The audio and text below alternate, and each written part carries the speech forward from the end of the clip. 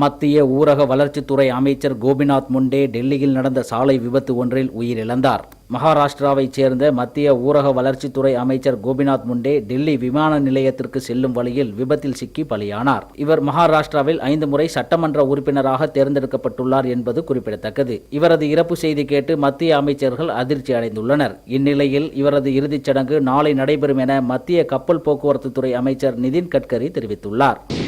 நரேந்திர மோடியை தமிழக முதலமைச்சர் ஜெயலலிதா இன்று டெல்லியில் சந்தித்து பேசுகிறார். இதற்காக சென்னையில் இருந்து புறப்பட்ட அவர் விமானம் மூலம் டெல்லி புறப்பட்டு சென்றார். காலை 11 மணிக்கு டெல்லி சென்றடையும் முதலமைச்சர் ஜெயலலிதா நரேந்திர மோடியை அவரது பிரதமர் அலுவலகத்தில் சந்தித்து பேசுகிறார். அப்பொழுது தமிழகத்தில் பிரதான பிரச்சனைகள் மற்றும் கோரிக்கைகள் அடங்கிய மனுவை பிரதமரிடம் அளிக்கும் ஜெயலலிதா, காங்கிரஸ் ஆட்சி காலத்தில் தமிழகத்துக்கான மண்ணெண்ணெய் ஒதுக்கீட்டின் அளவு 65,000 கிலோ லிட்டர் என்ற அளவில் இருந்து பாதியாக குறைக்கப்பட்டது குறித்து அப்போதைய மத்திய அரசுக்கு பலமுறை கடிதம் எழுதியும் நடவடிக்கை எடுக்கவில்லை என்பதை அந்த மனுவில் சுட்டிக்காட்டியுள்ளார். மேலும் மக்களின் ஜீவாதாரமாக விளங்கும் அரிசி மற்றும் மண்ணெண்ணெய் அளவை முன்பு போலவே வழங்கிட வேண்டும் என்று முதலமைச்சர் ஜெயலலிதா நரேந்திர மோடியிடம் கோரிக்கை விடுக்க உள்ளார். தமிழக மீனவர்களை இலங்கை கடற்படையினர் கைது செய்வது தொடர்கதையாகி வருகிறது என்றும் அண்மையில் இலங்கையால் சிறைப்பிடிக்கப்பட்ட மீனவர்களை விடுவிக்க கோரி பிரதமர் நரேந்திர மோடிக்கு முதலமைச்சர் ஜெயலலிதா ஞாயிற்றுக்கிழமை கடிதம் எழுதியுள்ளார். இந்நிலையில் மீனவர்கள் கைது செய்யப்படுவது தொடர்பாக பிரதமரிடம் நேரிலும் வலியுறுத்துவார் என்று தகவல் அறிந்த வட்டாரங்கள் தெரிவிக்கின்றன.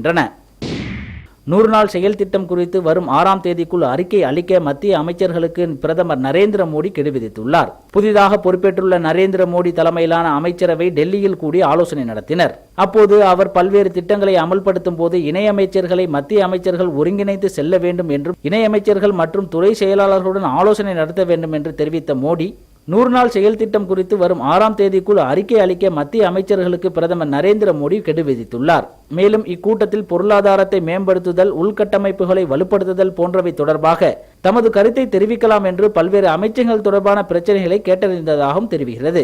மேலும் இக்கூட்டத்தில் பொருளாதாரத்தை மேம்படுத்துதல், உள்கட்டமைப்புகளை வலுப்படுத்துதல் போன்றவை தொடர்பாக பிரதமர் தமது கருத்தை கேட்டறிந்தார்.